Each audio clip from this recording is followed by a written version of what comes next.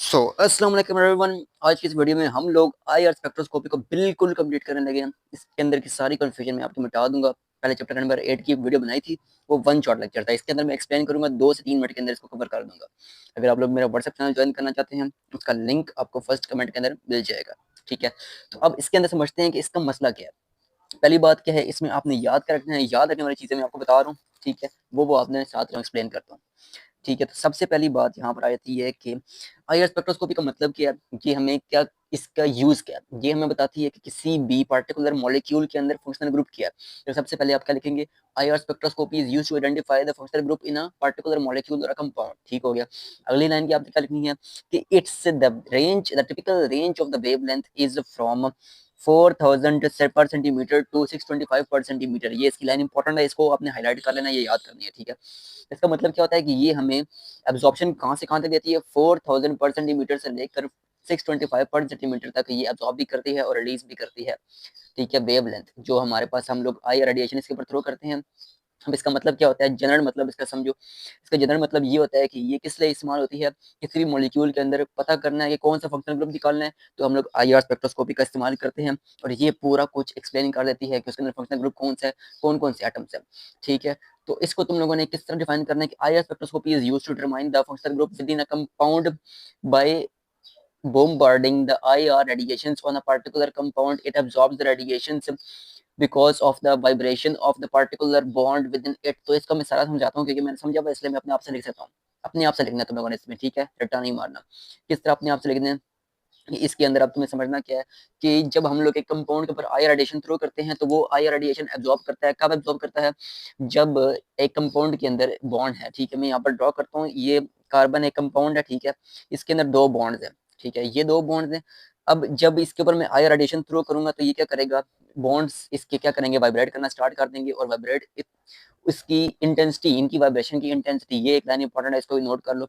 The intensity of vibration is directly proportional to the polarity of the bond. जितनी ज्यादा इस bond की polarity होगी, उतनी ज्यादा ही ये जो हमारे पास इंफ्रारेड रेडिएशन है उसको एब्जॉर्ब करेगा। ठीक हो गया।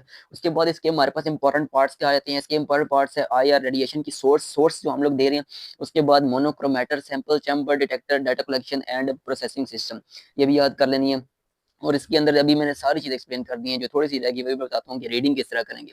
हाउ टू रीड स्पेक्ट्रम, अगर उसने आपको ग्राफ दे दिया गलती से, वैसे देगा नहीं इस तरह का सवाल, अगर आपने ग्राफ देख लिया पेपर के अंदर तो आप लोग उसको देखकर रीडिंग किस तरह लिखोगे। तो यहाँ पर ही आगे इसका एक टेबल गिवन है short, I think so I spectroscopy clear हो गया। इसका जनरल कॉन्सेप्ट बिठा लेते हैं दिमाग में कि एब्जॉर्ब कितनी करता है। एब्जॉर्ब हमारे पास ये 4000 से लेकर 625 पर सेंटीमीटर कि ये वेवलेंथ को अब्सॉर्ब करता है, ये रेडियस करता है। ठीक है, यानी इसकी रेंज ये होती है। प्रिंसिपल क्या है, इसके ऊपर हम लोग एक रेडिएशन थ्रो करते हैं जिससे जो बॉन्ड होता है वो हमारे पास वाइब्रेट करना स्टार्ट कर देता है। और उसकी वाइब्रेशन की इंटेंसिटी जब उतनी ज्यादा होती है जितनी ज्यादा उसकी बॉन्ड की पोलैरिटी होती है।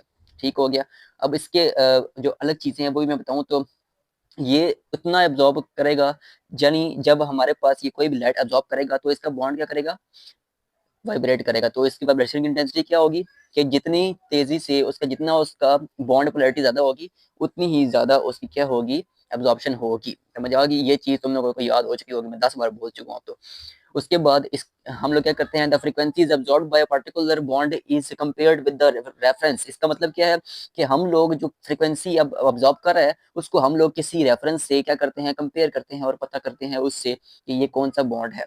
ठीक है, तो इसके अंदर बहुत ही सिंपल था, ये पूरी एक्सप्लेन होगी आपको। अब इसको आप अपने वर्ड्स में लिखना सीखें और आपका ये काम हो जाएगा। ठीक है, अब इसको देखते हैं कि इसको पढ़ते किस तरह। यहाँ पर ये जो वैल्यूज हैं ये किस तरह याद रखनी है, तो आपने कुछ वैल्यूज जो मैं बता रहा हूँ वो याद रख लेनी है। जिस तरह ये सी एच की वैल्यू आपने लाजमी याद रखनी है। ठीक है, उसके बाद आपने जो वैल्यू याद रखनी है वो भी मैं आपको बताता हूँ। ये अच्छा, इसके बाद हमारे पास इसके नीचे ये देखें, यहाँ पर हमारे पास ये 2-3 वैल्यूज आ रही हैं जिनमें से आपने रेंज याद रखनी है। सी डबल बॉन्डों की रेंज याद रखनी है, कहाँ से कहाँ तक है, 1630 से लेकर 1740 तक इसकी रेंज है।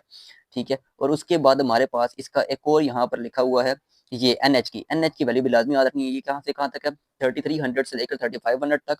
और एक और यहाँ पर वैल्यू है, ये यहाँ पर लिखी हुई है ओ एच की रेंज भी याद रख लेनी है।